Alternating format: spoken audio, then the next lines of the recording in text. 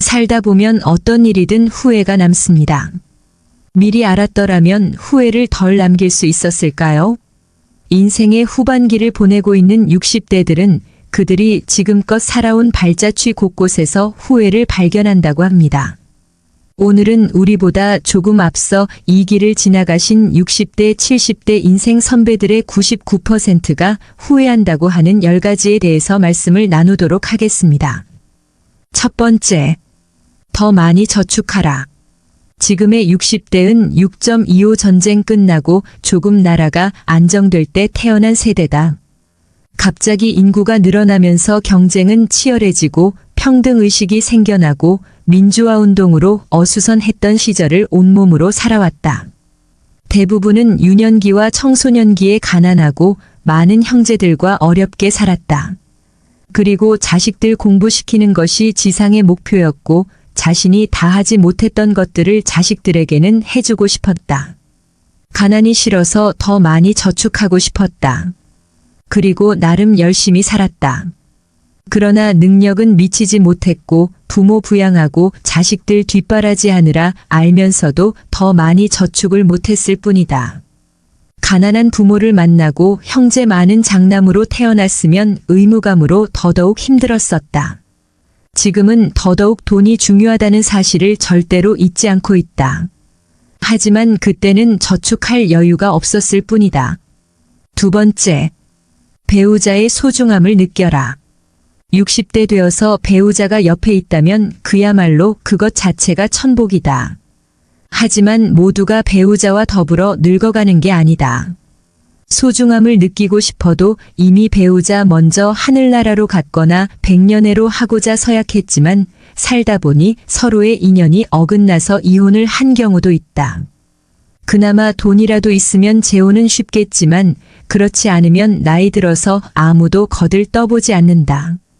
특히 지금의 대한민국은 모든 가치 기준이 돈뿐이라는 의식이 가득하니까.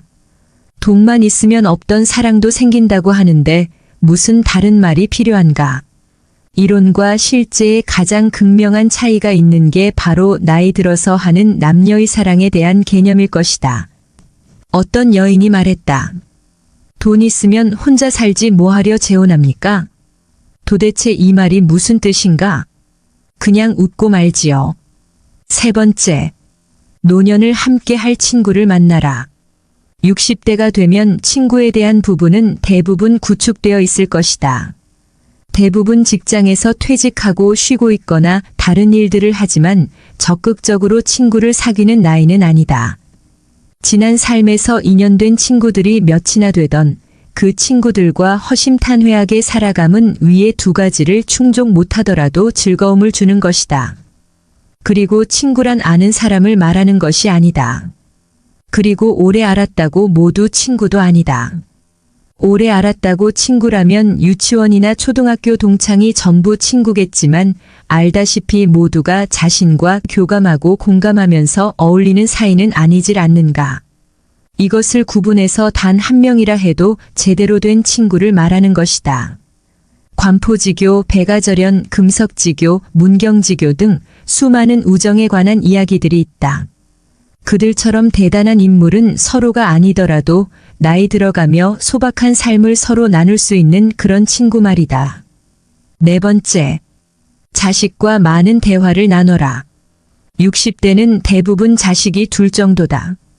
아들과 딸 둘이 이상적인 자식 농사의 모델이었다. 그런데 세월이 지나고 가르치고 공부시켜놨더니 아들은 외국으로 가서 살고 딸은 멀리 시집 보내고 나니 이제 더 대화를 하고 싶어도 더 친해보고 싶어도 대상이 없다. 배우자가 있는 분들이야 그래도 좀 낫지만 안 그러면 하루에도 말 몇 마디 못하고 혹시나 하고 휴대폰 울릴 때마다 카톡 소리 날 때마다 가슴 설레는 것을 아는지 모르겠다. 자식들은 또 자기들 삶에 바빠 부모 헤아리기 어려우니 어찌하리. 다섯 번째, 건강을 관리하라. 60대에 접어들어 건강이 중요하다는 사실을 모르는 사람은 없다. 그러나 젊은 날 열심히 살다 보니 그 후유증으로 아픈 데가 생기는 경우도 있고 체질적으로 가족력 때문에 병고에 시달리는 사람도 있다. 생로병사가 어찌 인간의 마음대로 되겠는가.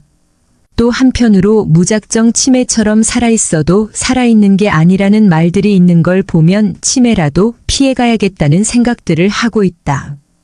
필자도 건강관리라는 말 자체에 얽매이는지 걷기라도 일시간하고 나면 안도하는 느낌이 든다. 이런 게 혼자만의 느낌은 아닐 듯 싶다. 6번째, 배움을 멈추지 말라.